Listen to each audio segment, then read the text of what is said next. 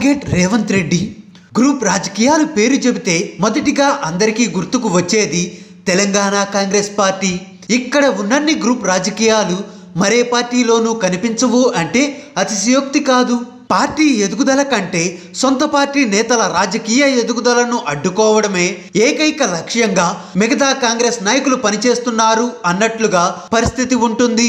దీనికి కారణంగానే తెలంగాణలో 2014 అసెంబ్లీ ఎన్నికల నుంచి టీఆర్ఎస్ కు ఎదురు లేకుండా ఉంది.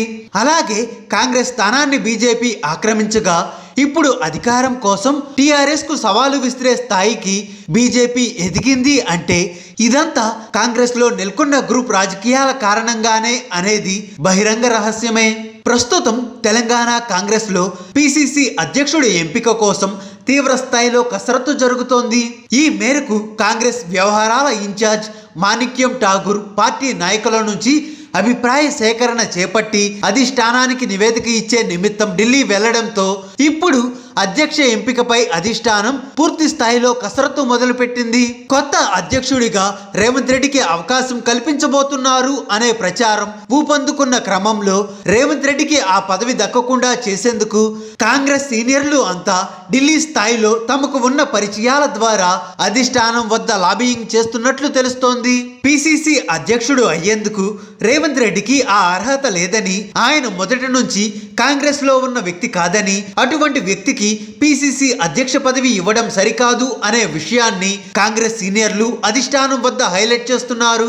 రేవంత్ రెడ్డికి కాకుండా తమలో ఎవరో ఒకరికి ఆ పదవి ఇచ్చినా అభ్యంతరం లేదని అధిష్టానానికి సంకేతాలు పంపిస్తున్నారు. ఇప్పటికే ఆ పదవి కోసం సంగారెడ్డి ఎమ్మెల్యే జగ్గారెడ్డి, కోమటిరెడ్డి వెంకటరెడ్డి, దుద్దిల్ల శ్రీధర్ బాబు, వి హనుమంతరావు వంటి వారు పోటీ పడుతున్న కోమటిరెడ్డి వెంకటరెడ్డి, రేవంత్ రెడ్డి ఈ ఇద్దరిలో ఎవరో ఒకరికి ఆ పదవి దక్కే అవకాశం ఉన్నట్లుగా ప్రచారం జరుగుతోంది.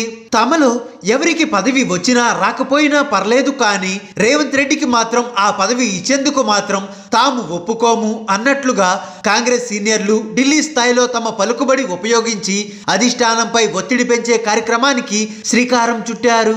మరికొద్ది రోజుల్లోనే పిసిసి అధ్యక్ష పదవి ఎవరిని వరించబోతుంది అనేది క్లారిటీ రాబోతుంది.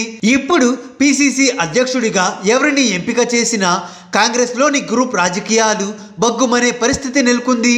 కానీ ఇప్పుడున్న పరిస్థితుల్లో తెలంగాణ పిసిసి పగ్గాలు రేవంత్ రెడ్డి లాంటి చురుకైన వ్యక్తికి ఇస్తేనే తెలంగాణలో కాంగ్రెస్ పార్టీ బ్రతుకుతుంది అనేది పచ్చి నిజం. కానీ కాంగ్రెస్ నాయకులు ఈ విషయాన్ని మర్చిపోయారు.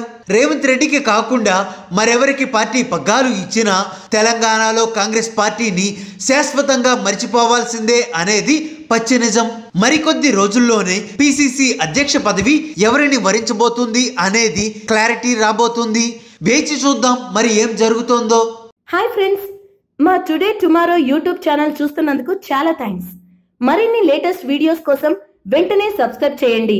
అలాగే ఈ బెల్ ని కూడా రింగ్ చేసేయండి. మా నోటిఫికేషన్స్ అన్ని మీ మొబైల్లో వస్తాయి. అలాగే మా వీడియోస్ మీకు నచ్చితే లైక్ చేయండి, షేర్ చేయండి, నచ్చకపోతే కామెంట్ చేయండి.